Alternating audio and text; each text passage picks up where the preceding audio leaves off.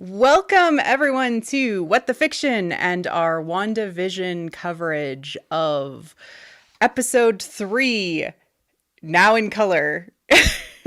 Thank you all for joining us, and thank you to everyone who joined us last time and had been checking us out kind of throughout the week. We had some really amazing feedback from everybody involved and on Twitter especially. So thank you so much for reaching out and enjoying coming along on this WandaVision journey with us. I am Marie Claire Gould, of course, and this is Kyle Gould, the other half or lesser 1/3 of Marie Claire and Kyle.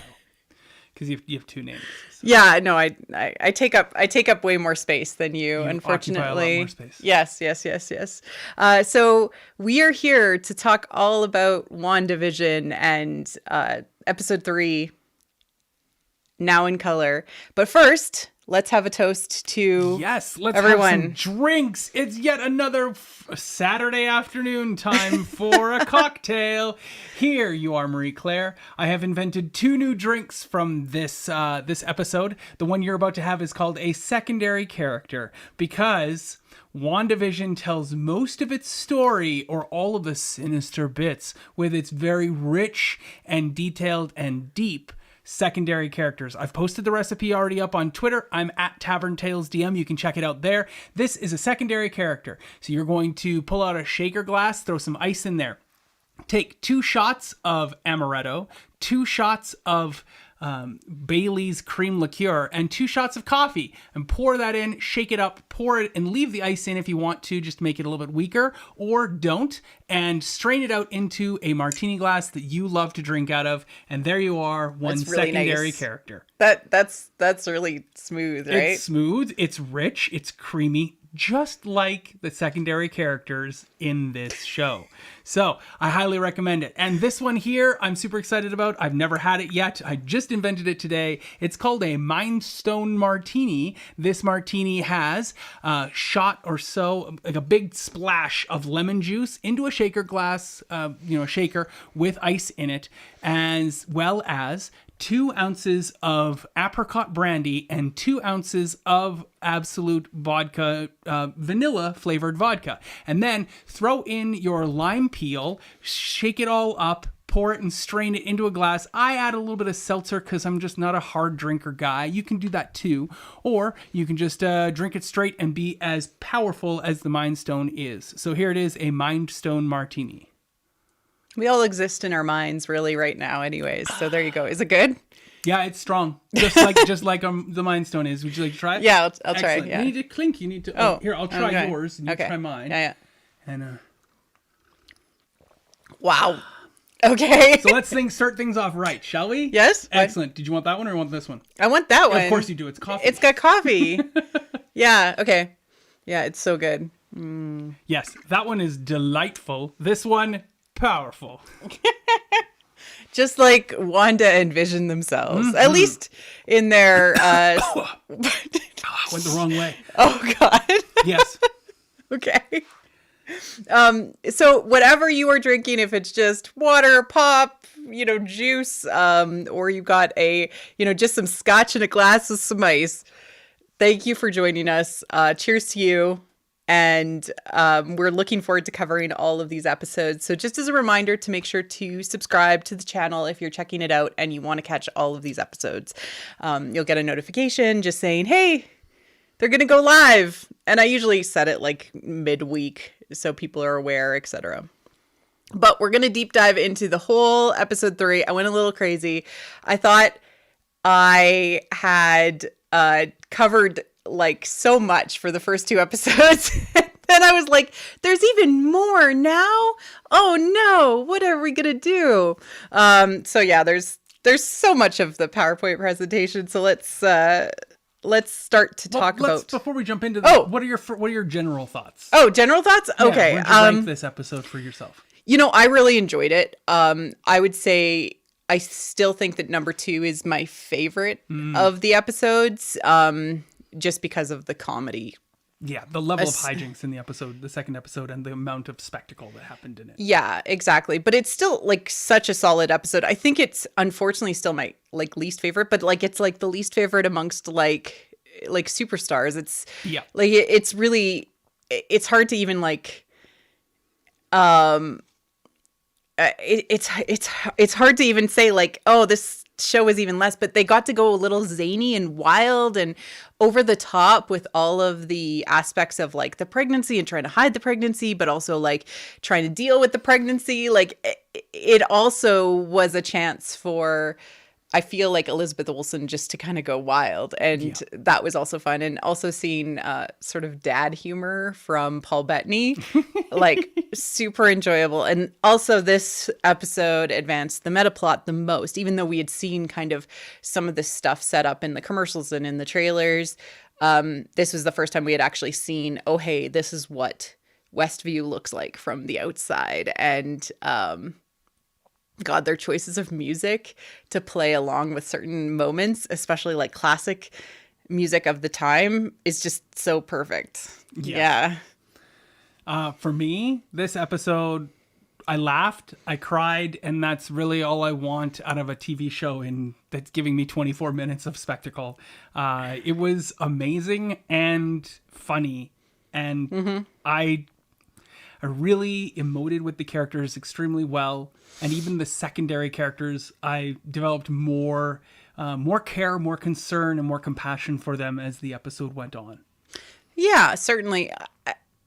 We still don't know a lot about what's going on officially. We can speculate. We can, guess a lot. But they're really throwing almost everything at the wall to say, like, maybe it's this, maybe it's that. And we're going to get into that in a little bit. But, what are all the things it could be? What is the list? Oh, is it Hydra coming back? Is it something related to Sword, which is obviously they're trying to influence, etc. So we do know that they're involved. Is it Tony? Is it AIM? Is it Mephisto? Because of all the, hey, devil's in the details, like, oh, maybe there's something mystical going on here. Or is it something related to the entity formerly known as S.H.I.E.L.D. and the Tahiti Project, which we got some hints at this episode. So there's like all of this stuff. And honestly, I think that they're throwing it all out there to be like, you guys won't be able to guess. We're just going to give you all of it. And just hang on and enjoy the ride, you big nerds. Yeah. And every time we give a number, or anytime they give any sort of little bit of tidbit or something, a date, they're using something that's relevant to the history of the characters, because they stretch back decades upon decades upon decades. And we will talk a little bit about this, but there's one thing I missed that I caught in the flashback when we got a little recap on episodes 1 and 2, and that is the number on the helicopter was 57, which is relevant because that is the very first episode of the very first comic book. Avengers 57 is when Vision was introduced. So okay. I think they're giving us yet another number nod. Not all numbers, not all names mean something. And we'll talk about that a bit in this episode today. Exactly, yeah. There's also sort of like a build of symbolism. And because this is all deeply psychological, we know now it's deeply tied to Wanda and connected to her and what she wants, and she has sort of direct control over her environment. It's going to cause there to be a lot more of the, hey, psychological symbolism coming out into the environment. And we're going to get into that a little bit too, and what kind of that means. But I love it. I eat this stuff up for breakfast. It's so good. So like, that's why I love this show so much, even though I still have like concern, like like we were driving in the car. I'm like, is Vision going to survive? Oh no. She asked me that question 2 different times, and she said, what's the likelihood you think that Vision's gonna make it through this? And I was like, I'm pretty confident, like 87%. And then literally 6 to 7 hours later, she's like, so what is the likelihood that Vision's not gonna make it, Kyle? And I was like, you just asked me the opposite of that question, so I will answer in the inverse, 13%. I'm just concerned because like media, and this is way back to our preview episode where I was like, I have one fear, but like, it's just because media nowadays has been very focused on sacrificial narratives for women. They can't have it all. You must sacrifice everything for the greater good. I mean, it happens for men too all the time. So it's not just women, but especially like Wanda's finally getting things that she's always wanted. She has twins. She has, her husband who she loves. And it's just like now they're going to take everything away. That sucks. I think Wanda's getting everything she ever wanted. Character development. Yeah. Oh, God. Okay. I mean, the MCU movies didn't really yeah. give her much other than she's weird, and then her magic powers kind of came into play whenever they needed to, but she didn't get much exploration as a person, as a character. Other than, like, people feared her because of her powers, because of Civil War, Yep. and, like, that's what she got, and she got to be under house arrest and then make the choice to leave. Yeah. That's what we got going on. All right, so let's get into the episode itself and start to talk about WandaVision. WandaVision. That's still the second episode. This one was One and One Make a Family. Yeah, which again, the Lopez it's duo. Great. It was so reminiscent of the Brady Bunch. Like, just the entire intro is Brady Bunch-esque. But Brady Bunch had little squares, and this one had little hexagons as we move right into this gorgeous, fun opening that really tells us what this episode's going to be about. But before we get into that, we actually have episode titles, and they randomly appeared on Disney Plus, and it was like, was it because we were complaining? Yeah, I like to think I complained. Someone saw that and they went, "Oh, we forgot," and then they wrote some titles. So I'm really happy to see that now in color, and of course, filmed before a live studio audience was the first one. And I grabbed a picture from one of the specials that they had been releasing. And so, if you're not keeping up with it, Marvel Entertainment has been releasing sort of weekly minute to 2 minute long specials with sort of like, deep dives or conversations about the different aspects of the show, like the story and costumes that has come before. And this one was like them just talking about the live studio audience and how much it fed into the feeling of the retro work that they were doing. And you were like, it's probably just people like who are in the know, but it's like random people. It's people with a good laugh. Oh my God. Would like to I know some people that'd be great in a live studio audience because their laugh is just perfect and it's inspiring. This lady's one of them. If you ever listen to Tavern Tales podcast, you hear that laugh all the time, and I never cut it out. It was delightful, but both Paul Bettany and Elizabeth Olsen said it was ridiculously nerve-wracking performing like that in front of the live studio audience, except that it was like the level of difficulty matched the level of reward that they got from it. I think it really inspired and honed their own performances because they were just so over the top and campy, but believably rooted in their characters. Absolutely. And anytime you hear they have a tender moment, you hear the aw, and it's just and it really played well with the glitch moments. Yes. And we'll get into that in a little bit. Well conducted. I did want to talk about Métis C. Rubio a little bit. She is just fantastic. She is the costume designer for this, and actually she was also the costume designer on Apocalypto, Avatar, and Thor Ragnarok. And that's actually how she entered into the world of the MCU. And she's done quite a few interviews, and she's actually a Mexican costume designer, and she's maybe the first Latina, I think, who was nominated for an Academy Award for Jojo Rabbit. So like when she got to know Taika Waititi, he's like, I'll use you for everything. And her costume design, I watched an interview with her, and she is like a production machine. She talked about how she introduces her ideas, and because she's so used to these very large scale projects, she introduces her ideas, gets complete sign off, and then buys everything all at once.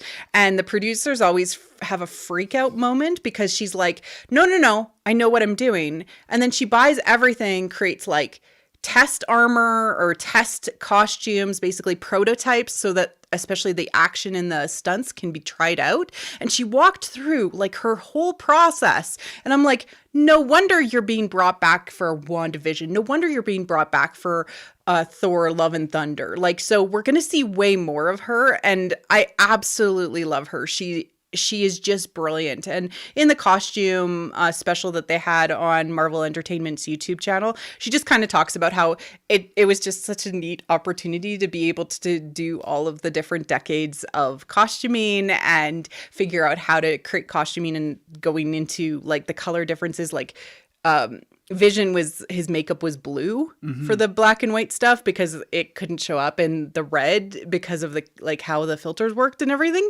And so like there was way more blues in the costume design. Is that why she made the joke even blue? Or I thought it was like a boy or a girl. No, that's tickled pink or even blue. That's funny. Yeah, I think it was just that was the joke. Yeah. It is funny though if he was blue in the black and white and they threw a nod internally as a joke for themselves. That's funny. Yeah, so I'm really happy to hear that she's going to be back for Thor: Love and Thunder, because like what she did with like especially Valkyrie's armor and like Thor's costume changes, and she goes on and talks about the Game Master, like, and what she did for that, like for Jeff Goldblum. Like, I love that her design is just so inspired and solid and plugs into the story so well, and also that she's just like a production machine. That just makes me so happy.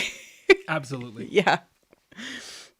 Okay, so I did want to talk about, we mentioned like the Brady Bunch aspects of the show, but it's kind of like the show is plugging into kind of both like horror or suspense sort of genre at the same time as this comedy sort of genre. And so like it's like I Love Lucy in the first episode versus Pleasantville, and like kind of waking up from this weird, Americana dream. And then of course with the introduction of the colors as well, we got a lot of that. And then the second episode, we got a lot more, bewitched feeling, just especially with the magic show and pretending to be magic, even though you're actually magic, etc. But then we also got Stepford Wives with the meeting and like the for the children, and Twilight Zone, of course, all throughout this, as RJ Anderson in the chat just said,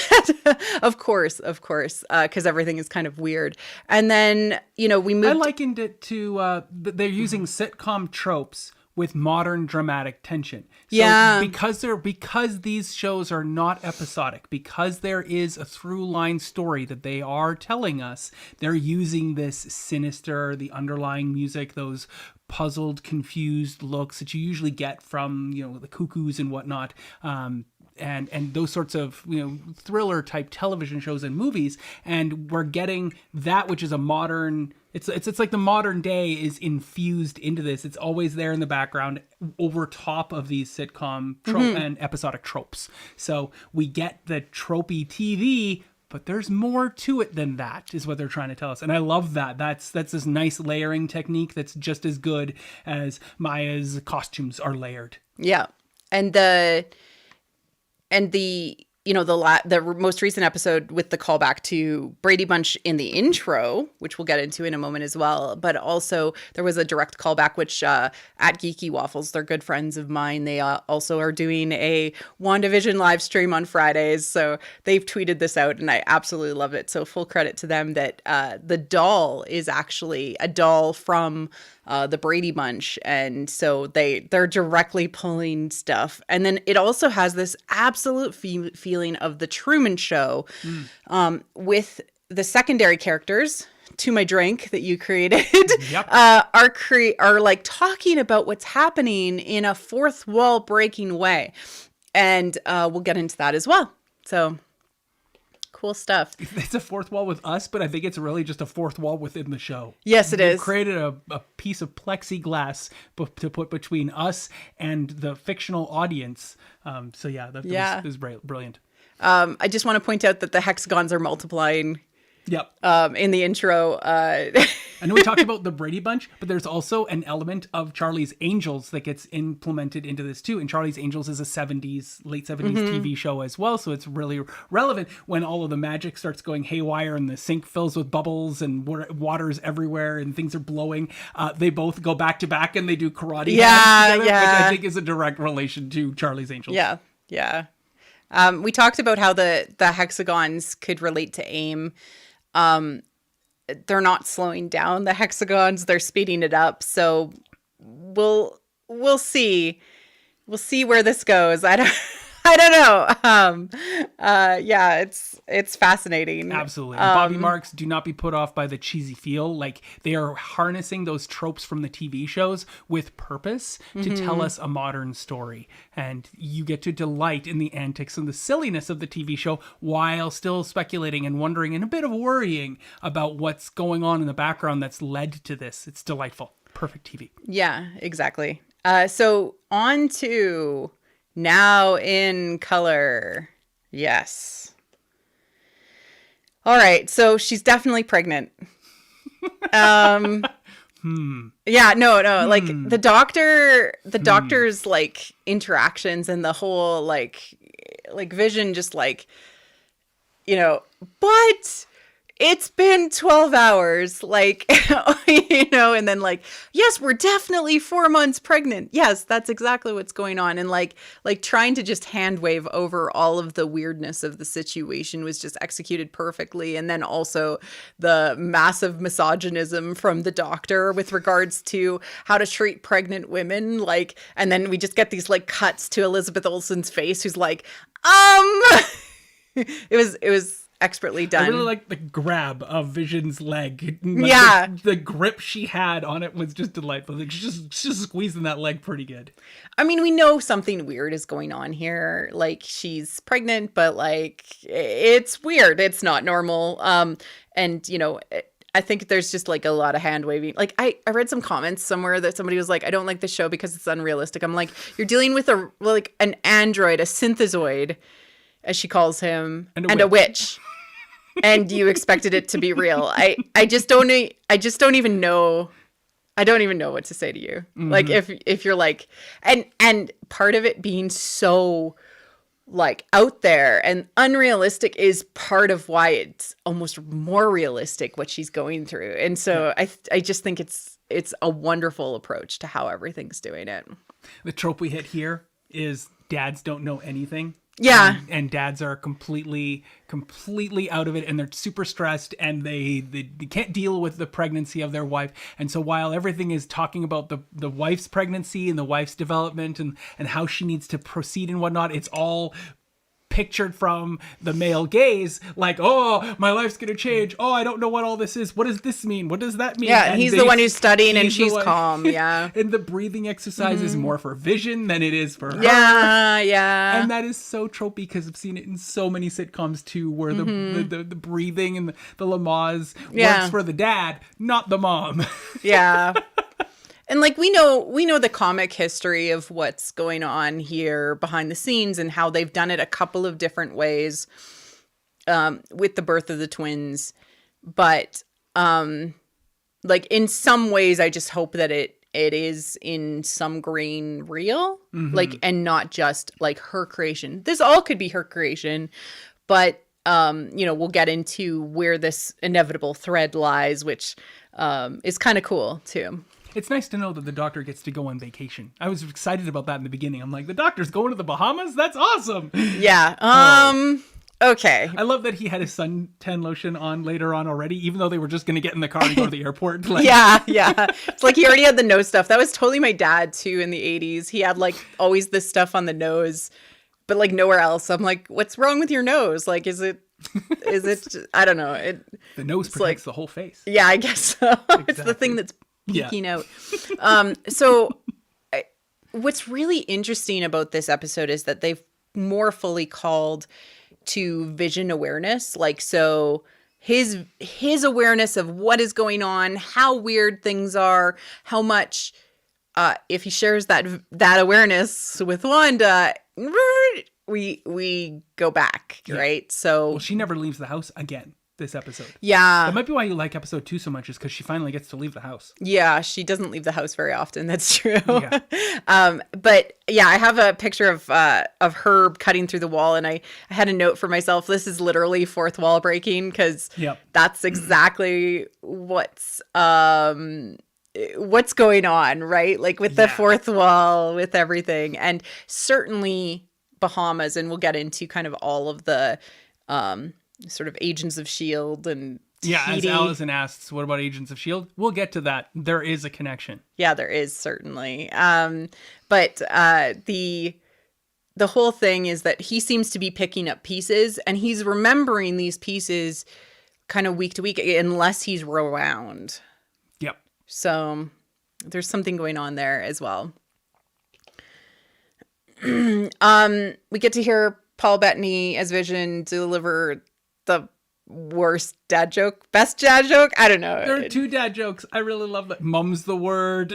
Oh yeah, mum's the word. Yeah, he's like, mum's the word. Yes, exactly. That was a good one too. Yeah, and then papaya. Yeah, if I was a fruit, I'm going to be a proud papaya. Papaya. Yeah.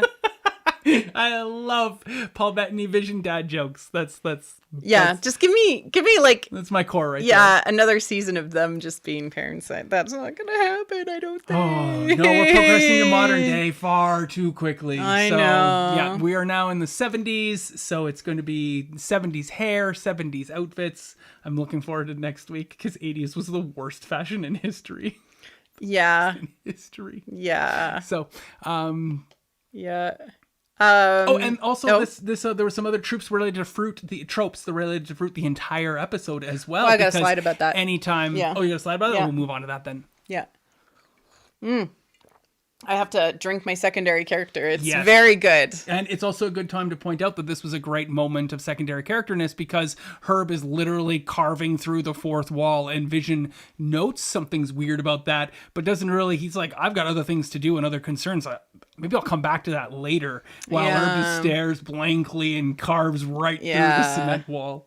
It's so cool how they're doing everybody's kind of weird in this place. And Herb is their neighbor now, which we didn't know until then. So Herb is on the other side, their right side, not their left, which is where Agnes lives. Yes, Agnes. Yep. I really loved this episode because things that were inanimate became animate and independent. And this is massively symbolic through the whole episode, that things are out of Wanda's control. She can't stop the things that are necessarily being created unconsciously from her. So they have a mind of their own. They're doing their own thing. What do you mean? Give me some examples of these things. Well, so the butterflies themselves, they come to life. Right, the mobile that she releases from the box. Yeah. Setting all up, and suddenly they spring to life. Yeah, and then we have the stork, which, it's like she was painting it on the wall. She created it in a 2D, and then suddenly it exists in the world and has a mind of its own and is doing its own thing. Kind of an asshole, too.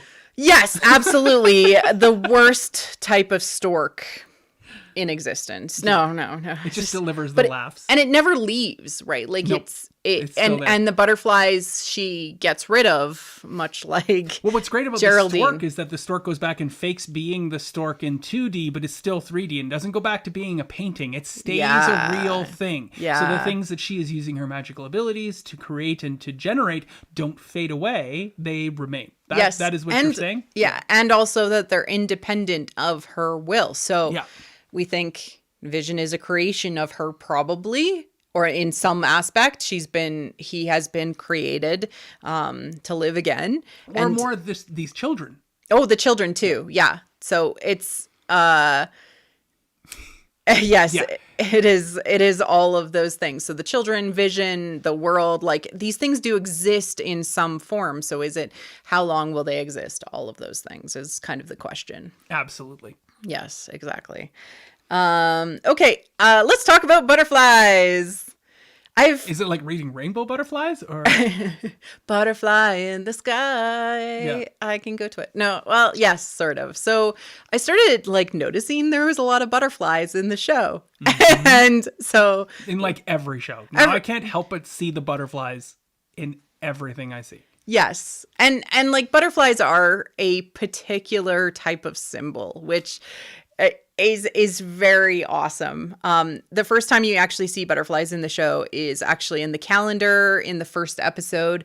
If you go back to that episode, we talk about all about the calendar and like what it means. It's not just the date. It's also what is said on the calendar, which is all this little girl wants is a color television. You make that short. It's all this little girl wants is a color vision, which is calling back to when Vision lost his life and lost all of his color. And now she's brought him back into the color world. But on the wall behind the little girl are these butterflies. And butterflies are important symbolically because they are a psychopomp, which is, traditionally in Greek mythology, and also kind of all over the world, they are an interconnection between the spirit realm and our realm. They are the thing that bring spirits to the dead. But they also have a secondary meaning to do with transformation, Metamorphosis. birth and rebirth, right? Death and rebirth. They go into their chrysalis and they come out something new metamorphosis wise. But they're also related to psyche translating to soul, or in most English translations, mind. Interesting. That was a little bit of a spin, but Mind Stone, psyche, butterflies. All right. Well, you got there. Now bring us back. The butterflies are all over the place. Like, I just let's just go big. My favorite is the one on his nose. Yeah. It's my favorite butterfly. I'm going to call him Sam. And there is a butterfly in the end credits. It's the butterfly mobile. I love what happens with the mobile. The fluttering It does happens. exactly the same thing that happens in this episode. Yeah, exactly. As I said earlier, everything in the end credits with the little prisms is indicative of each of the 9 episodes that we're going to get at the show. So the butterflies we thought was something else. No, it's the mobile. It makes sense. Exactly. And I'm planning on going into what the end credits are all about, eventually, but I want to have some more information before talking about that. But there was another butterfly in this episode within the commercial. The mom is holding a butterfly and flower cup. Yeah. Which I also thought was great. But I love the butterfly being taken off of Vision's nose, that it lands on Vision's nose. That's like very symbolic. He's like, Wanda. You want to help me with this small creature? I mean, maybe he was worried about hurting it or something. I mean, just like, look what it's done. Yes. Yes. I am a flower and it's drinking my nectar. Exactly. All right. So because of the haywire of her powers, just kind of because of Braxton Hicks and then eventually actual labor, she ends up like affecting the whole neighborhood. And so, this is pointing more and more that she has unconscious, massive control over this environment. And we see Fred and Dottie together. And this scene... Herb and Dottie? No, Herb is the next door neighbor. Fred. Yeah, this is Fred. Yeah. Who was fired in the... Phil? Phil and Dottie. Phil. No, you're right. It's Phil. Yeah. Sorry. These secondary characters are important. Much like your drink. Don't ignore them. Okay. Phil and Dottie are together, which I was like, Phil and Dottie are together? That's a marriage. Yeah, and she walks in and with her earrings and is like, these earrings make me look fat. And the lights go out and he's like, thank God. Thank God. Yeah. I do want to point out that the lamp behind him has 2 little cherubim. Yep. making it up, but it's a very 70s lamp. So it could mean something. It could mean that there's twins coming. Yeah, it could be nothing. Predicated. Yeah. And then also the newspaper itself says... it's great. The back of it is an advertisement for a color television set. Now in color, you can get a color TV. You can now get a price. Color vision. Exactly. And then the front page doesn't seem to... It seems kind of innocuous, and Marie Claire didn't see it right away either, is that they just added 2 new fire hydrants on Main Street. But what they're doing there is telling you Hydra. Yeah. 2 new fire hydras. Hydrant. Hydras. So there you go. Yeah. 2 new fire hydras on Main Street. That's all you can see, which is really awesome. So, yeah. Then we have the glitch moment, which, you can kind of see the text in here if you're reading very closely, but it's really fascinating how much it leans into him like, hey, I want to solve this problem with you, Wanda. And she's like, actually, no, I don't want to do that. I want to exist in this happy reality where you're also anxious about the things that I'm anxious about and not concerned about taking your mind away from what is going on right here. Also, I think the observations you've made and the road you're going down right now is fraught, and we still have 6 more episodes, so let's back the truck up. Well, and also she just doesn't like people remembering things, like out from the outside world. So that's very apparent as well. She wants to exist in this bubble. Or she's existing in this bubble, and I don't want to catechize with her with wants, but this is definitely what happens, and she is the one who's in control of this again. Reset. Yeah, exactly. Yeah. I did that too, Marriott. I totally thought, whoa, did I just miss something? Because that is a modern day glitch in stop jump in TV, not the one we got the previous episode or the first episode, which was like rewinding of a VHS tape, which it's the 70s. They should have still rewound a VHS tape. Yeah. Well, they didn't have VHSs. They had like other things. Exactly. But to me, I'm actually more used to this sort of thing happening because in Asian dramas, especially, like they'll go to like commercial break and you'll see a little bit and then they'll go back and then the take that they've grabbed for after commercial break is slightly different. But because I'm watching it on like streaming services like Viki, like there is no commercial break. It's just a little like boop. And then so I've experienced that. Yes.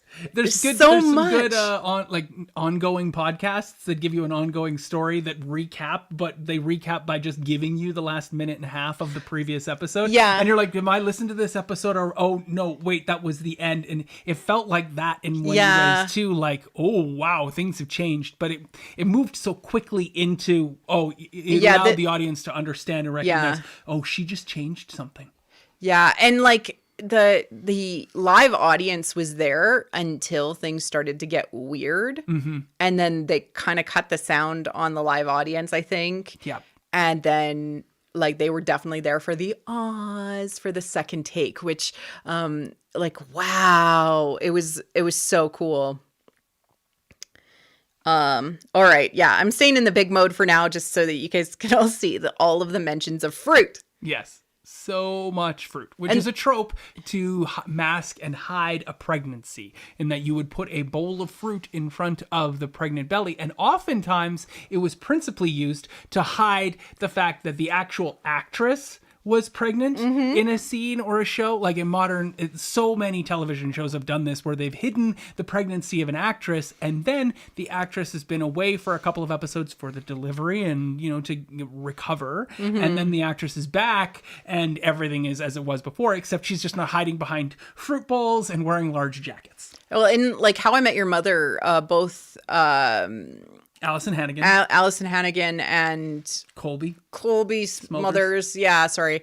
Brain not working with names. But they both were pregnant at the same time, I think, at one season. And so like they're like sitting in the booth, they're behind purses, they're behind pillows, they're standing in the kitchen. Like it's all like it. Like once you know they're pregnant, you're like, oh my God, what What? Yeah. And Chelsea Peretti in Brooklyn Nine-Nine was pregnant for quite some time Yeah. until they couldn't hide it anymore, and they just made it part of the show, which is what they do. And in this instance here, I think they're just paying homage to these things, and by doing so, why not throw a big bowl of fruit around and make some fun of it? I also think that there's a very symbolic meaning behind it in that she is like a character in the Marvel universe that can create things from nothing, much like the Reality Stone. She has that power within her to alter reality and shift it and change how it appears and what it does. And she is basically a creation goddess in Marvel, and it is tying to that kind of symbolism as well. And she eats fruit the whole episode basically until Geraldine eats the apple and things start to go a little wacky. Well, she eats the apple and she gains the knowledge. That's Yeah, exactly. Let's move on from fruit. From fruit. All right. And then, they're dealing with the sort of outcomes of the pregnancy, Vision freaking out and floating up in the air. And then, the I thought you said Friday. But again, we get Vision flying, which is delightful because that's one of the things he's best known for is that sort of heroic pose and flying. And yeah, we haven't really heard him use too much of his vision-y voice. Like in especially Civil War, he has like this, like, I am a very powerful hero voice, and we've only heard him kind of get into that mode when he was talking about security of the town. And it is something that's on his mind is like, protecting the city, but Wanda doesn't want him to worry about that at all because that's taking away from this thing that's happening. And then also like them getting rained on when her water broke and hiding from that rain was just delightful. So funny. I loved it. Like watching his jacket get soaked was just fun to watch. It was good TV in that moment. Yep. Oh boy. Okay, let's talk about the blue Hydra soap. Oh, the commercial. It's commercial time. It's commercial time. It's time for a drink. Yes. Because it's yet again another commercial starring our favorite two commercial actors because it's the same woman from the first two commercials. And the guy with the palm bronze is the guy. And he's also the voiceover guy who's doing the discussion, unlock the goddess with it. I wonder if they did them all at once kind of thing, like, because they were kind of separate. I would think you would. Yeah. But maybe they hadn't written it. But I'm finding that there's a small group of people who are doing the writing for these episodes in the story group. And the writer of this episode is actually one of the three people who's predominantly in that group. So we've got Jack Schaefer, the creator and EP. We got Matt Shackman, who is generally the director and one of the executive producers. And then we have Megan McDonnell, who wrote this one, and Gretchen Enders, who wrote last episode. And then there are two other people whose names, I'm sorry, I don't have my piece of paper. It's sitting right over there, and I just didn't feel I could get up. Those other two people are the other two functional members of the story writing team, and I'm pretty sure we're going to get episodes from them. What's interesting to note on the same vein of Megan McDonnell is that she wrote this episode and also is the writer for Captain Marvel 2. So they are keeping things close in-house for this next series, this next segment, phase four Phase 4, Marvel. yeah. So I think that this group of people is largely and relevantly, importantly connected. Further, I'll add something about Kevin Feige, who's also part of this whole development side, at the end of this episode when we talk. Okay. So the Hydra soap is, this is an Agents of S.H.I.E.L.D. thing. Yay! Yeah. And why these things are coming up is just all because, there was this program which existed in the MCU, which brought Phil Coulson, who died in the first Avengers movie, back to life. Basically, they rejuvenated him with Kree blood. Wild. And it was a program called Tahiti. Tahiti was set up to bring Avengers back to life who had fallen, specifically people like Captain America and Iron Man. But its first test subject was actually Phil Coulson, and that's how he was able to join Agents of S.H.I.E.L.D. and become... He dies like a bunch of times in Agents of S.H.I.E.L.D. The through line of the entire show is that every season Coulson has to die in some regards. Yeah, in some way, yeah. Like he's kind of the ever dying guy, and he comes back like eventually just as a life model decoy. And in one of the mid to late seasons of Agents of S.H.I.E.L.D., most of the entire season is set inside a virtual world where the consciousness of the characters, the principal protagonists, is injected into the world. Some of them know that they're in an artificial construct, and some of them don't. Yes. And Phil Coulson, who was a life model decoy at the time because he died again. No. He was real. He was real. He just had in the construct of the thing, and he had no idea that he was there. Yes, but he wasn't an LMD yet. He came back as an LMD. That's the first point, because he couldn't. You know what? That's an Agents of S.H.I.E.L.D. story. Whatever. Piece. Yeah, we're talking about WandaVision. But he had sort of an immunity to the framework. Well, he was connected to it, and they convinced him otherwise. So he's part of the framework, and he doesn't know it. He's a professor at school, and he's talking about this blue soap, the chemicals in it that makes your mind more readily adaptable and easy to suggestion. And this is the blue soap that he talks about at length. And what color is Hydra's soap? Even though Hydra's color is principally that greenish color. Yeah. It's what color, Marie-Claire? It's blue. Yeah. So I think there's your, Allison, there's your tie-in from Agents of S.H.I.E.L.D. to WandaVision. And I also think that them talking about Bermuda is sort of a soft tie as well, because Tahiti, Bermuda, like these tropical places. And it's like, is Bermuda maybe Sword's version of Tahiti? Is this related to sort of this framework, or like even BARF, which is from, Iron Man, Civil War.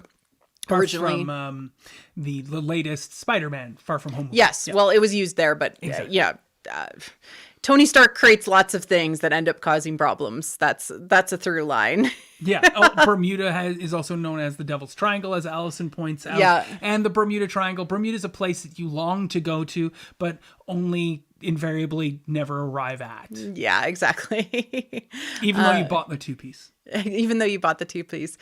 So all of that, tons of people are pointing out this stuff, of course. This, we watched all of Agents of S.H.I.E.L.D. and loved it. So, it was pretty easy to see. But okay, show. Release the goddess within. Yes. Oh, I'm still puzzled as to what that means. Or find the goddess within. Yeah, I was like, Enchantress is where I went to initially, because she's an Asgardian goddess, and I would think they got to bring her in at some point, because her ability to make people perceive something that is not real as though it is real is super relevant. But I think it's just symbolic, right? I agree. Yeah. Absolutely agree. It's symbolic. And you made a comment earlier about Wanda being a creation goddess, and she is in the act of creation this episode.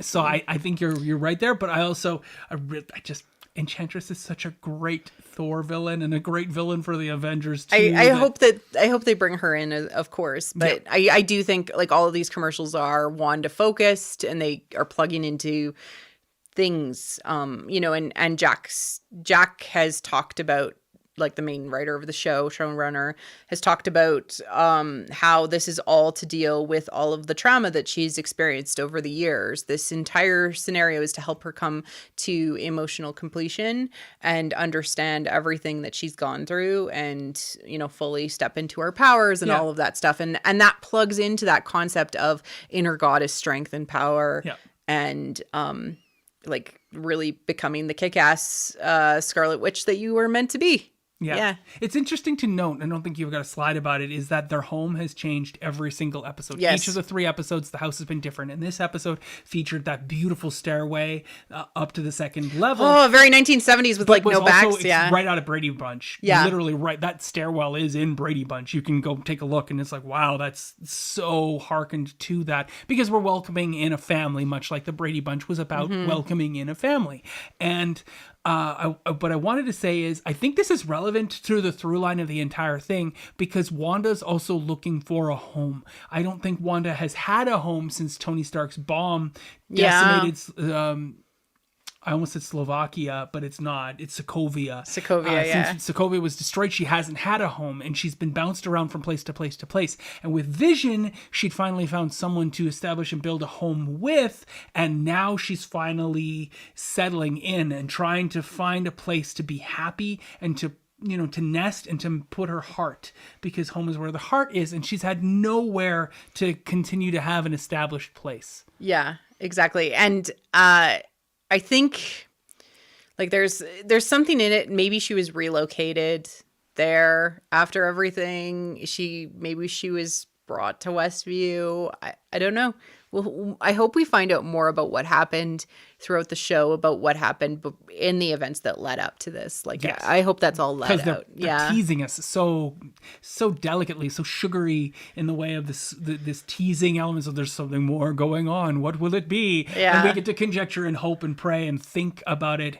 But what we're seeing right now is Wanda's just trying to find the perfect home for her and Vision. Yeah, exactly. Yeah. And then we have all of the Geraldine interactions, which she kind of shows up out of nowhere. Geraldine just barges in. And nobody else seemed to be freaking out about burst pipes. So that was really weird. I just love how Geraldine bursts in and she's like running around in the house. And that's what the other two secondary characters are talking about. They're like, she's in there. She's in their home. She's in Wanda's house. Like, you don't go there without an invitation. And it's like written on a calendar with a heart. Like, yeah. Well, no, I mean, the nosy neighbor shows up all the time. Yes. But it's usually Margaret, like Agnes. It's usually Agatha Harkness's character. Like Agnes goes in and does that. And she doesn't do that this time. It's Geraldine, which is just, I'm excited. And Geraldine has no home. Yeah, so like pipes burst. No, maybe she knew what was happening and just showed like, but she was of course in last episode, so it's kind of hard to tell what's going on. But oh goodness. Okay. I loved how her powers glitched. She got the cover, like the different coats. And then when the fur coat arrived, she's like, woo. Yeah. And then anybody would, trying to hide from everything. And then the whole introduction of the stork, like wanting to eat her pants. And you only really noticed that she had fish on her pants, like as the pattern after the stork is kind of like starting to go after them. It was brilliant, like very campy writing, and I loved it so much. It was so enjoyable. And then everything starts to break down when she actually goes into labor. Or she says, I had a brother. Oh yeah. She basically cues up Geraldine. After Geraldine's gotten the apple, she cues up Geraldine. She's like, "Oh, twins!" And she's like, "No, but that was later. That was later." Oh, yeah, sorry. Yeah. One other thing I wanted to point out that maybe other people hadn't noticed is that Geraldine is wearing hexagon earrings. Oh, really? Yeah, she's got a sword necklace, but that's not all. Her other accoutrement is hexagon earrings. I didn't even notice that. Yeah. Oh. I like earrings. Yeah. They didn't make her look fat. And then we get to the delivery of the babies, which is, Vision had just left to go get the doctor. He ran across town, as you do. We're skipping past that whole Geraldine bit. Did you want to talk more about Geraldine and what happened? And I mean, Geraldine, like when the babies are born, there's the stuff that happens later, but this is like the birth of the twins. Okay. Yeah. So, Vision is getting the doctor. And the first baby is born, and we have the whole like behind the couch. I feel like I've even seen this this is sitcom trope. In a sitcom, like where the mom is delivering a baby behind the couch. It was just like perfectly done. I don't know. Yes, I loved the fact that the babies were born and there's none of that gross stuff, because this is sitcom TV. They're beautiful, healthy 8-month-old babies. And we watched it with the kids last night, and Will, my son, was like, "Why is he already wrapped up?" And you should be like, "Because he was born that way." Yeah, it's like, oh my God. He just like, he kind of knows a little bit about stuff, and so was like, "No, babies are gross when they're born, not like pretty and cute and wrapped up and clean." Yeah. So it was just very funny that he recognized that this was like a very televised, television version of reality. Absolutely. There's nothing that can hurt you. You're not really bloody. things like that. Things are going perfectly. Yeah, And you're up walking around in the same clothes you were wearing before you delivered. That's exactly what happens with everyone. And, Vision arrives and he's like, Tommy. And she's like, Tommy? Oh, that's Yeah. so sweet. You wanted, you went with my name. And then immediately it's like, no, we should also have a Billy. And Billy happens.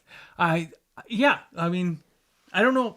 That's a really cool take on that. Like, you wanted a Billy, so let's have a Billy as well. Yeah. But I'll tell you, and I've been saving this one. Okay. That the creator of Vision in 1968, which is the same year that Red Tornado also debuted with DC. And so we had both of these, an android and a synthezoid, also come out at the exact same time. And people have been conjecturing many years about the fact that Red Tornado and Vision came out at like the exact same time. Mm-hmm. They must have been stealing from each other. And it's just a trope. Both comics came out within 3 months of each other, which, based on the schedule of creation for comics, there's no way that they could have heard about Vision and then created Red Tornado. They literally both have the exact same idea in different iterations at the exact same time. The person who created it was Roy William Thomas. Oh. Roy Thomas became the editor-in-chief. He was the first successor to Stan Lee. He is the creator of Vision, and therefore they honored him in the creation of the Vision and Wanda's twins by naming them Billy and Tommy after Roy Thomas. Oh, nice. That's There you go. awesome. So, news you would only have heard here today.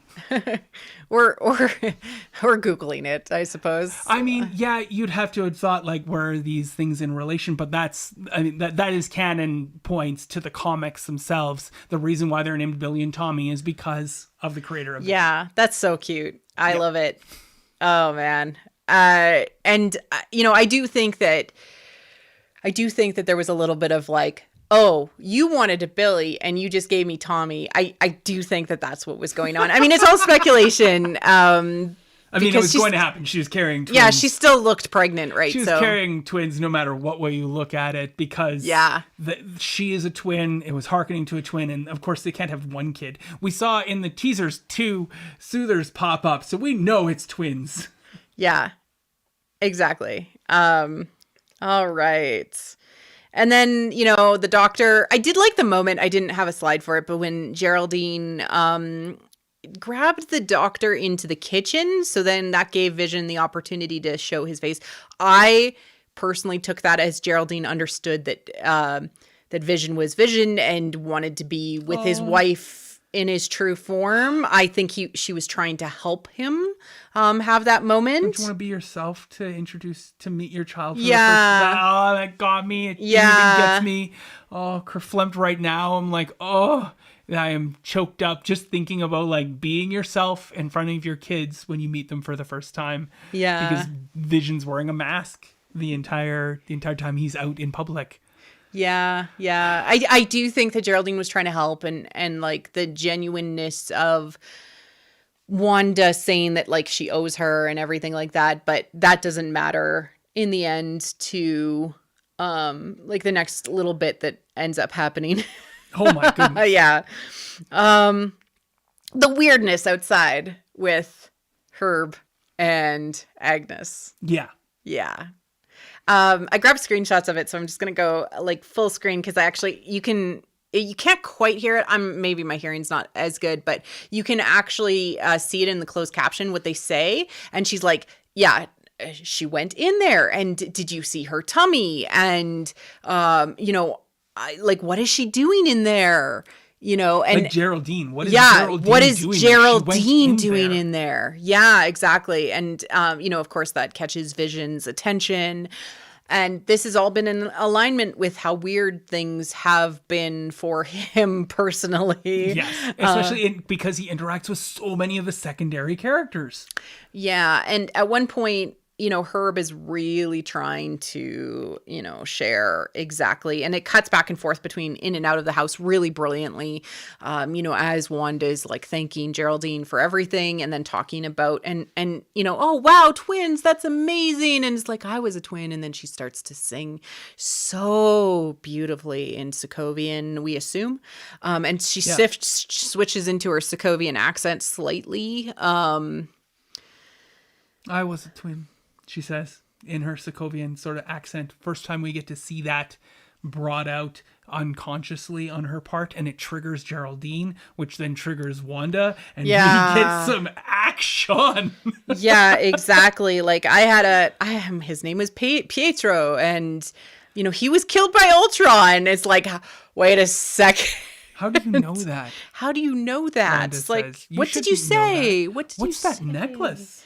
And things get like, it's so nice that she noticed it, because they've really drawn attention. Every viewer should have noticed that necklace and been like, oh, I found an Easter egg. But no, that's not an Easter egg this episode. That is foreshadowing of, you represent more than you are letting on to be with that necklace. Exactly. And, she's, I love the like Wanda like scared sound that she's got going on, and I love that Wanda's like, what is that symbol? And it's probably triggering something from her past, being so heavily involved in the Avengers. She probably knows what sword is. Like it's all just logical. And then also Herb, you said you had an idea of what Herb was about to say. Oh, I've forgotten that. It must be over there. But I was thinking about it today. I was like, I really love the fact that the hedge trimmers aren't even plugged in. Yeah, exactly. Like, just cut through the wall. Why aren't they plugged in? Like, you could think maybe he's unplugged the electrical from it already, but why would he just leave the outlet then laying on the ground? He would gather that up too to walk back to his house. Oh, sorry. But at the same time, like, if they're not plugged in, no one is plugged in this episode. They're all wondering and they're questioning, but no one's plugged in. Yeah. Herb is like, we're trying to, because we're all trying to. I thought he was going to finish with remember. Yeah. And I thought that they were going in because we're all stuck here. Right. Right. They're all here because, Geraldine came in because we're all trapped here or something too. Maybe he was saying we're all trying to escape. So it's, tweet or a message out in the chat. Like, what do you think he's trying to say in this moment? Because I absolutely love to hear people's suggestions on what they are thinking about, because like he seems afraid. Agnes definitely stops him, but I don't think it's in a mean way or in a controlling way. It doesn't look that way. It looks like in a almost fearful. Like, she's don't admit it. Don't say it. Yeah. If you say it, bad things will happen. Because, well, I mean, something bad is happening in the house right now. Well, we know two things. We know Dottie is in control of everything that happens. Oh, we're all dead is what people... You are dark, chat. I never once even considered that. I mean, Geraldine's thrown out and she's alive, but that's dead. That's one of the we're all in her head. Ooh. That's one of the things that people have been speculating, that everybody is dead within the thing, except for Wanda. Yeah. They're calling it the graveyard theory. Huh. Okay. Yeah. I don't like conjecture. I will say that many times. We're going to speculate. My conjecture on this is, and I mean, like, I hold in abeyance all of these thoughts until they show them to me, until they prove like this is what it is. And then we talk about the meaning of what that is rather than the meaning of what might be. But my thinking is that these are all genuine people who are trying to help, who have been sucked into the world that Wanda is trying to create for herself. And in that process of creation have been turned into generic town folk. And they're all just trying to remember who they are. Yeah. And when you ask them difficult questions, they give you simplistic answers with no expectation that it should be more complicated than that. And that's been given what we saw in the first episode and some of the second episode. People are not, as I showed with Marie Claire's secondary character drink, they are flat, static characters. Herb is just that kind of, a coworker, guy with drinks, meet you at the bar. I'm also your neighbor. Hello, neighbor. But he's broken. And so he's more complicated and more deep than that, because he doesn't remember why he's here. He doesn't remember anything other than what Wanda has told him to remember. That's my thought. Yeah. Conjecture off. Yeah, I definitely think everyone is alive within the town. I just don't think that Sword would care to rescue dead people. Yeah, I also think like you conjectured that Dottie is an AI that's in part of this. That was one of, or she's evil and cool part of working for I evil like people. the idea that Dottie is one of the higher up people. She's like a manager in Sword and like in HR or whatnot, and people are a little afraid of her because of the Dottie she is carries. I evil think HR. Dottie, Herb, and Agnes. I don't know about Agnes, so that's the confusing one. I don't think she's with Sword. No, she might be a consultant. So. Well, and that's where I'm like, I don't know. I don't think that Sword actually has any control over the situation in there. I think they're just trying to contain it. And, we're going to definitely learn more as things go. And then... It was a deep dive from that necklace. Yeah. And then Geraldine has left the bubble. Yes. And she gets pushed out. And we have this brilliant editing of the aspect ratio change from kind of the square box. I didn't even see it the first time I watched the episode. I didn't even note that it went to widescreen, proper modern format from that 1980s square, 1970s square that we used to have. It is now full widescreen format. Yeah, and it goes like wide, and then it shrinks down the black to give it the widescreen. So it goes like normal TV format, and then it goes down. And I don't know the aspect ratios exactly, 9 or something. Yeah, but it's just brilliant because it just moves so slowly as they look at Wanda as Vision enters the house and is like, Wanda?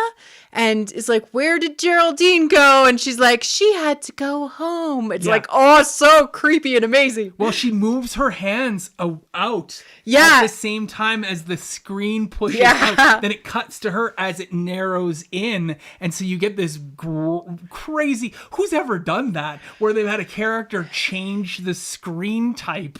That was brilliant. And Matt really, Shackman and your technical advisor. Yeah, like amazing work to show like, hey, this is the in world, this is the out world, this is the difference. You can visually see it. And it's not something like, unless you're kind of like looking for it, like I noticed it the second time watching as well, and it was awesome. Like, it's just so cool.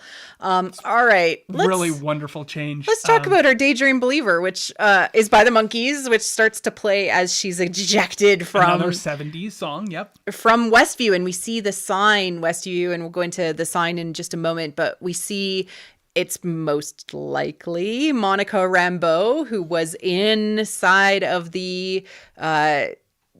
bubble, I'm calling it for lack of a better term. Nice, and she's ejected and she lands on the ground, and then suddenly we see this huge... Well, she lands on the ground and she is awash in the red color and the coloration of Wanda's powers. Yeah. And that is ameliorated and washes away. Much like she tried to do with the stork when she tried to knock the stork away, and the stork's like, nah, get away. But what's interesting is that she's still in the clothing that she had inside of the bubble. And so it's like, that stayed. That was real. That was real. Huh. Okay.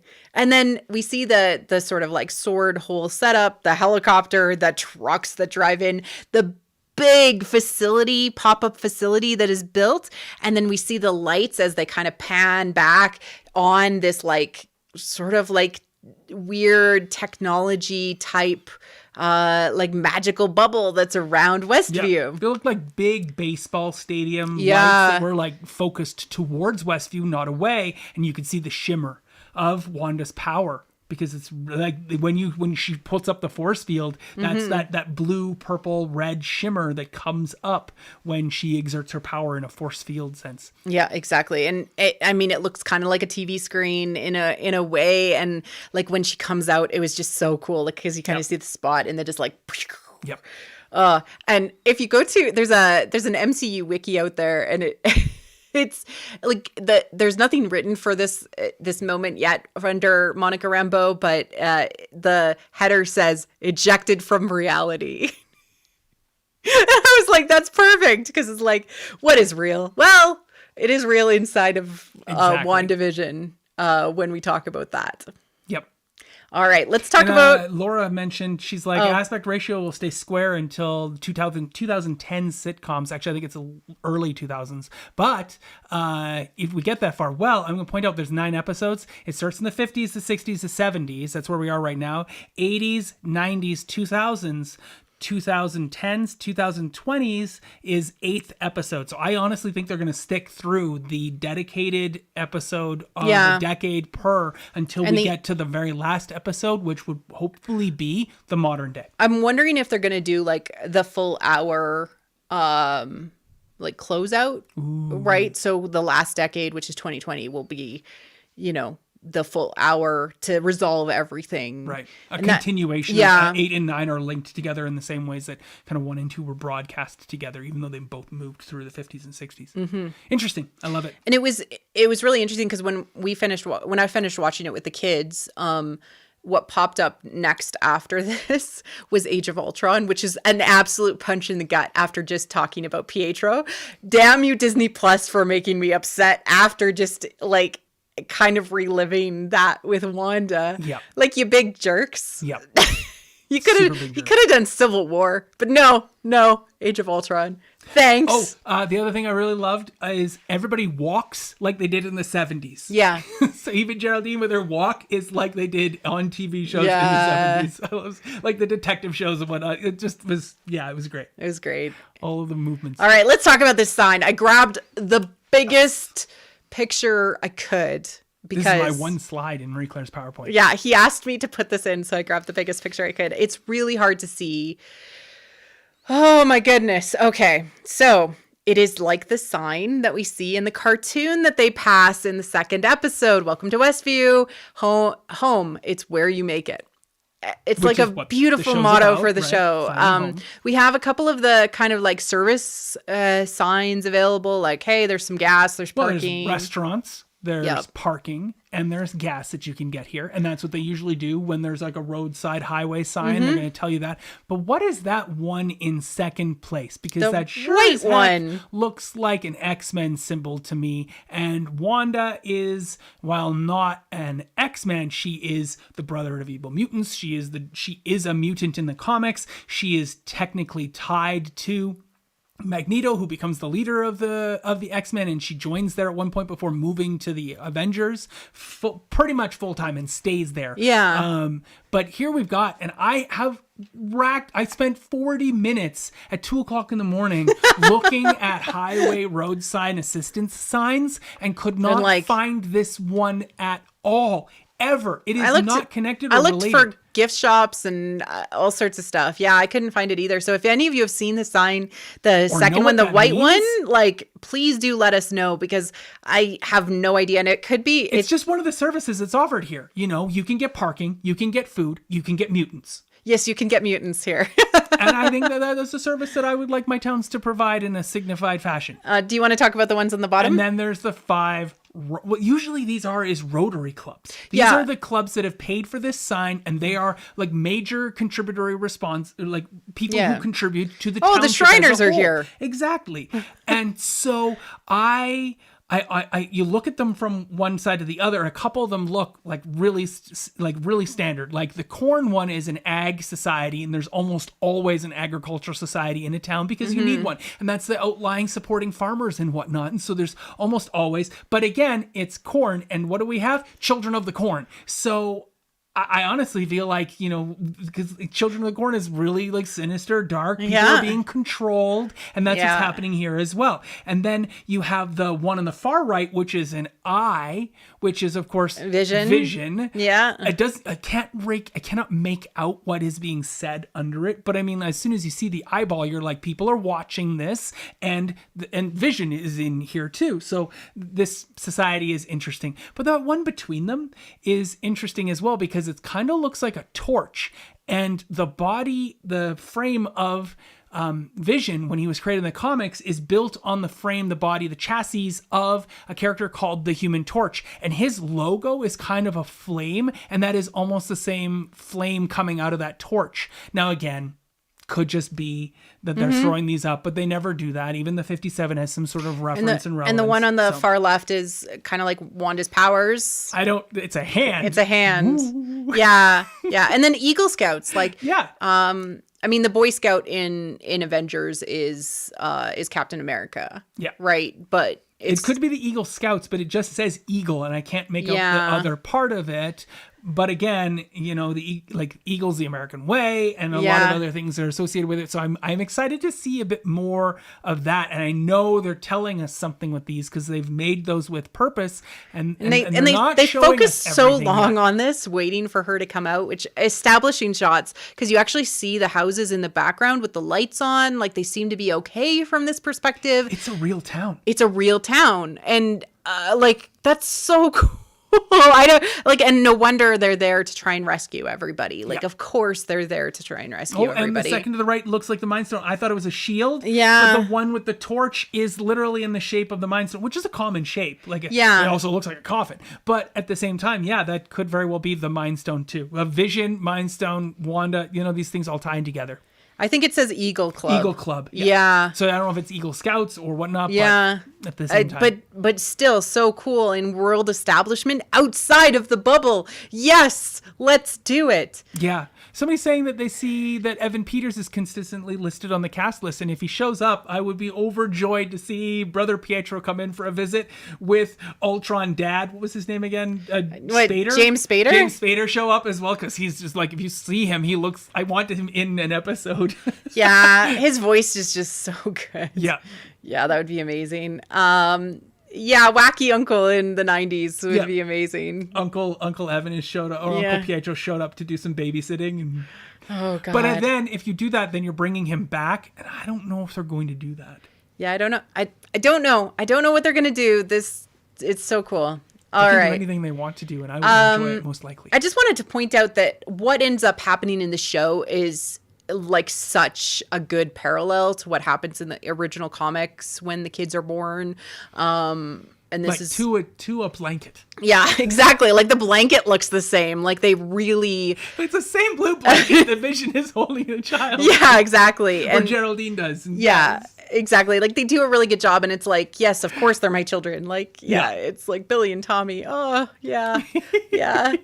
But I did want to talk about Billy and Tommy because, like, I had a few messages from friends who were worried about, hey, is this all just in our imagination? Are they going to disappear? Like, much like my concerns about Vision, but I knew about Billy and Tommy, of course, have history. And there is a lot of history. And whether they are figments of her imagination or not depends on the comic run. Like but they eventually in any of the comic runs, they end up becoming real through one means or another. And because they're all also probably going to be speed growing as well, it's really important to point out where this is probably heading, which is Young Avengers. We already have Camilla Khan, who is Miss Marvel. We have, there's a younger character who ends up being Hawkeye. Hawkeye's daughter. Yeah. And she was shooting a bow in the movie, and she becomes a character. And she's been spotted on the Hawkeye TV show. So they're building Young Avengers, which is amazing. Which also means Wiccan and Speed, who are respectively Billy and Tommy. Yeah. One's weird, the other's fast. Yes, exactly. They are absolutely. People who are very important and they have these really amazing comic runs and massive followings. People love these characters. Billy himself who is Wiccan, has like such a great storyline in 2020. I haven't read it yet, but I did read the synopsis, and people love this storyline, especially with Hulkling.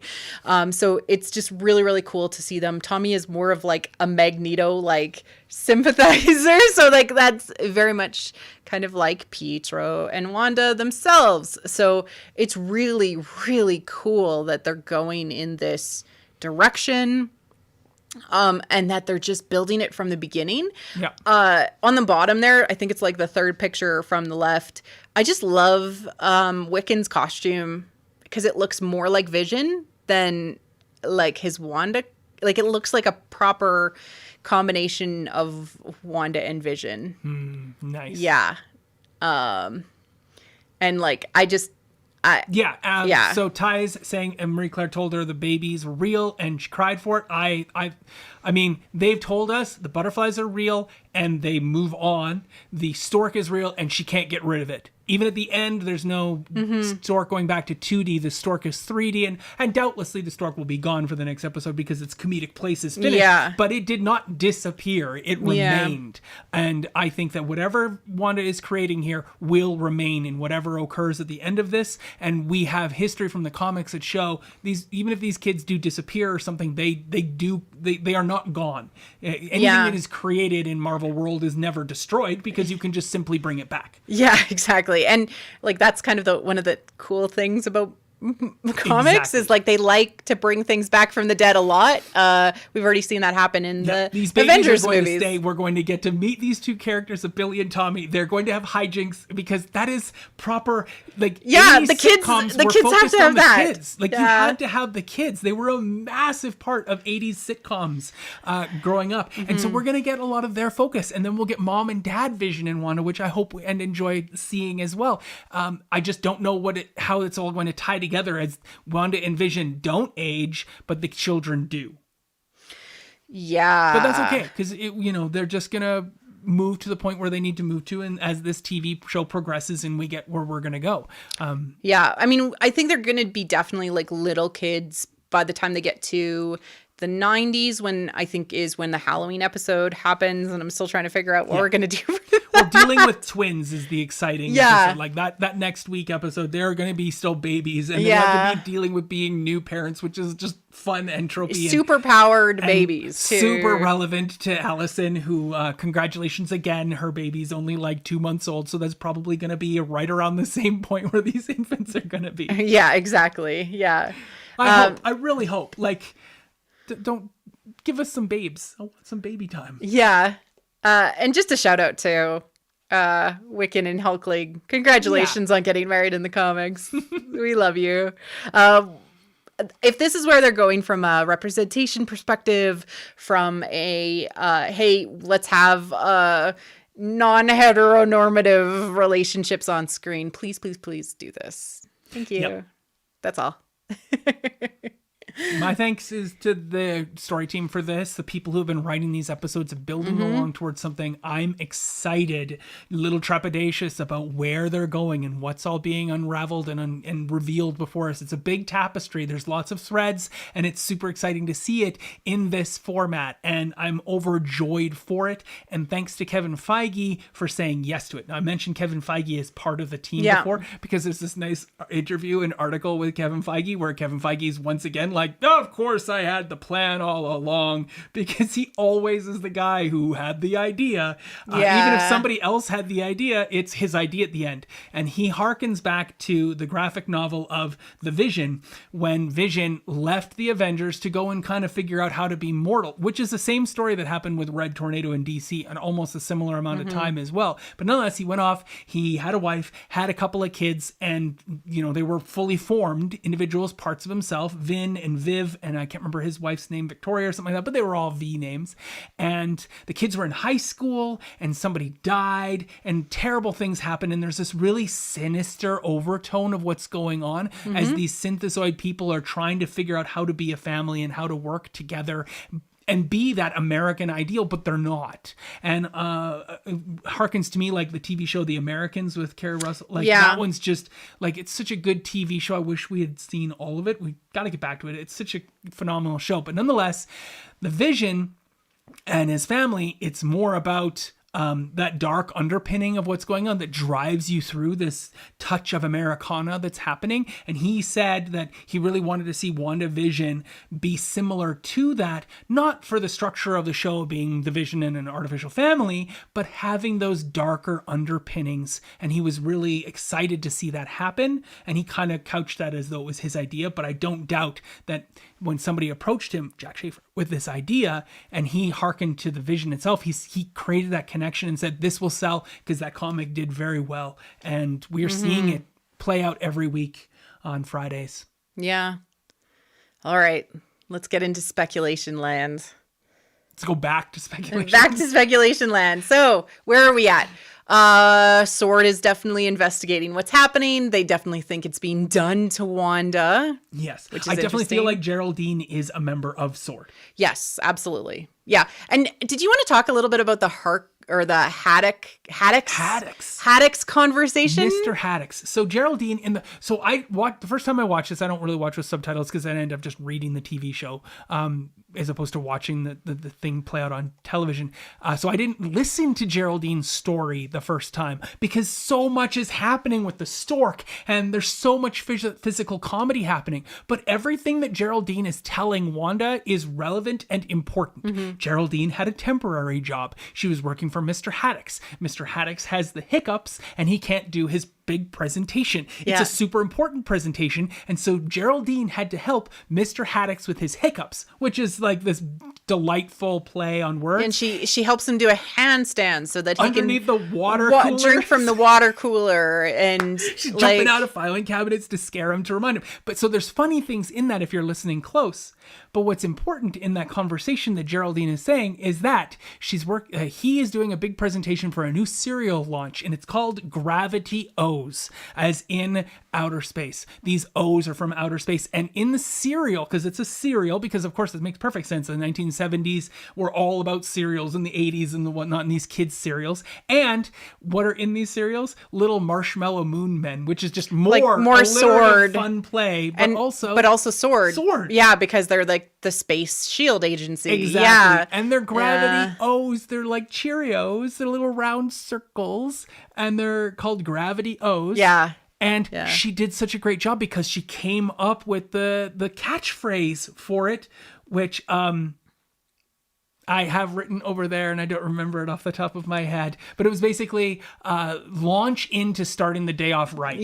Launch into, which is just more of that hearkening to this. I'm really sad that the commercial that we got to see earlier with the kid eating cereal was it Gravity O's? It was cornflakes, not Gravity O's, which I was like, that's a loss. That's a miss right there. Yeah, it should have been Gravity O's. So Mr. Haddocks is probably an important person. He's now made Geraldine a full-time person, a permanent employee, not full-time, permanent. I'm no longer temp, I'm permanent, and she doesn't have a home. So I think they're trying to build up that she's now an established person in this village, and boom, she gets kicked out.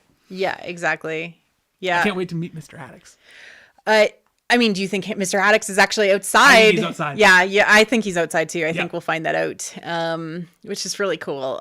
So we have like the addition of the Agents of S.H.I.E.L.D., Tahiti, like potential program now named Bermuda, possibly with the use of barf. We don't know. We have still more Hydra stuff. I still think that's just psychological trauma that Wanda's going through. We have all of these sort of like Mephisto type, like, hey, is it dark magic that's trying to influence what is going on with Wanda? And maybe she initiated this herself and people are just trying to take advantage of it. That's personally what I'm leaning into, is that's what's happening, is that like she's powerful enough and she has enough control over this environment, even if she's not super conscious of it, that it does seem like this was her. Yeah. And it says a lot that if it was her, because it's her working through all of these things. Yeah. I'm hoping that is the best storyline, is that she is the creator of her own fate, that other people are not handing to Wanda what they expect of her or whatnot, that it's not Mephisto or Agatha Harkness or Sword, they're just trying to run, like whoever it is that's involved in this on the outside is just trying to run interference. They're just trying to make sure that it doesn't hurt more people, it doesn't grow too far, or whatever it is that Wanda is going through, that she's experiencing in here, is contained for Wanda's sake, not trying to influence Wanda, but allow her to work through whatever it is that she's working through. If this is leading to the blending of like the universes, right? So we have the X-Men universe with probably Fantastic Four being brought into this world. Like we're going to be dealing with a lot of complex stuff to do with mutants, and honestly, I don't think the MCU has had the mutant hate that the X-Men universe relies on to drive story. Like, that is the most part, like, that is the biggest part of the story through lines, is like people hate mutants and are afraid of them. And in the Avengers primarily world, people aren't necessarily afraid of superhumans. No. It's just kind of like, well, maybe the Hulk. Well, yeah, but like that's like one superhuman, right? Yeah, but his through line is also about you hate what you fear. And the Avengers are not about hating what you fear. Hulk storylines are often like that because Bruce Banner hates himself. Yeah. Right? That hate and fear piece that's very Star Warsian, that hate and fear piece for the Hulk is a big function because he hates his own anger. He hates what that does to him, and he's afraid of it, and he's constantly trying to work through that. Yeah, exactly. And so, I still don't know what's going on. Do I think that it could be connected to Professor X, as some people are speculating? That's great in the chat there. I mean, I think that would be like a really amazing way to bring in that concept and to start to merge things. I mean, many people have speculated that this is kicking off with Multiverse of Madness, with all of these storylines that are going in this direction, that this is what's happening, is that it's going to all play into the worlds combining and bringing back those properties into the MCU, because they can finally do that. Which I mean, I think now that they have the X, they don't had X anymore, which was Haddox. They had X, and now they have it. So now they have X. Yeah. Yeah. I just wish if they were going to tie it, they might have made it more clearly, but it was clearly Mr. Haddox, and he's always Professor. And so if they called him Professor Haddox or like Dr. Haddox, maybe we could go there. We'll see. I'm interested. That's a great assumption there that Professor X is pulling in, but who would you get to play him at this point? I don't know. Anyway. I don't know. Conjecture for another day. James Spader. About Daydream Believer, I think this and also Help Me Rhonda were just chosen because of the similarities of the names. Rhonda to Wanda. Geraldine to Jean. Yeah, Geraldine to Dean. I just think that they were chosen, and they're also kind of like both super weird songs. The Monkees sing Daydream Believer, and it's a very like dystopian type song. It's very weird. Oh, what can it mean? Oh, what can it mean? I'm a daydream believer. Yeah. She's a homecoming queen. Yeah, exactly. Yeah. Like, wake up, Geraldine. You mean Jean? Sleepy Jean? Yeah. Yeah. So I just think that they were chosen like just because of the songs themselves, but also just because they sound very much like the names of the characters. They're closely tying them together to us to say, hey, there's a song. We're not just going to pick any song. We're going to pick a song that rhymes with the character there, and then we'll hearken to that, because the things that are being told in the song can also then stand in for anything we don't have to say in the scene itself. Nobody even has to talk. The guys run in as Geraldine wakes up. Yeah, it's such a smart way to go about it. And help me, Wanda. Help me, Wanda. Help me, Wanda. Wanda, who's doing this to you, Wanda? Please give me more. Every episode, I'd love to see some sort of musical through line of an 80s, like next season, 80s. Next episode, 80s song. Give me some hair metal that ties directly to Phil. I am looking forward to the costuming of the next episode, because I get to pull out like a scrunchie and and not worst decade of fashion ever. So is it? Totally. It's always weird when the 80s come back from a costuming perspective. You're like, oh, we're there again. Thanks. It's all nylon and really hot fabrics in neon colors. So spandex, yeah. Fun. Yeah. Well, this was a lot of fun. So thank you to everyone who came out and hung out with us in the chat and contributed, of course, with your great ideas and everything like that. We absolutely love to see you out here. We will be back, of course, same time next week, next Saturday, for episode 4. We're both pretty excited. This has been a lot of fun to do and cover, and we just really enjoy doing this. So Great. Yeah. I have one last thing. I accidentally bought 2 copies of the graphic novel Wanda and the Vision. Oh, yeah. And they just came out this January, but they are older comics.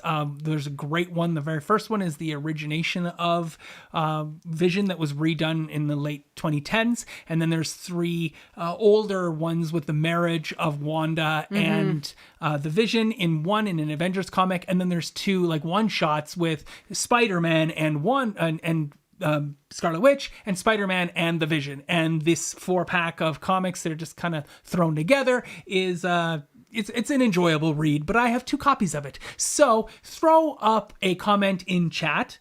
Would be great, and we can get those afterwards. Like I can pull all the people who comment here, and then I can just pick one at random. Yeah. So throw up what would be a great word to say.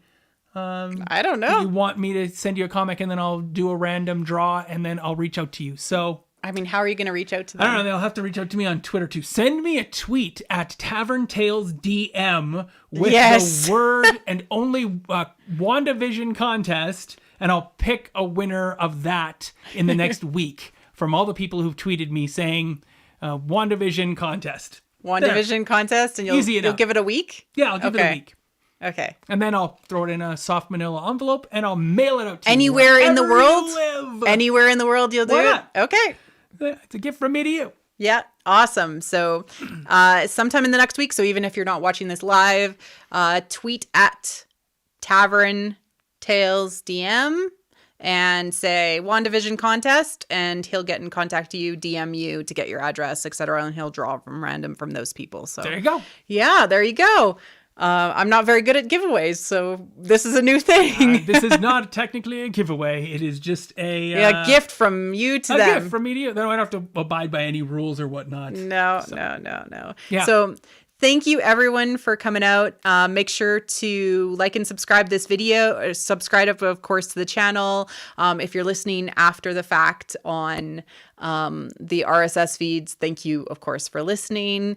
Make sure to follow WT Force Media on Twitter to see everything that we're doing. I'm retweeting fan art like all the time because I'm obsessed with it. So check that out, as well as check out Tavern Tales, which is our podcast that we do together with a bunch of friends playing D&D. Like Allison in the chat is one of the core stable members of Tavern Tales, an ongoing Dungeons and Dragons actual play podcast that comes out every Wednesday, wherever podcasts can be found. Absolutely. Thank you, everyone, for coming out. Cheers.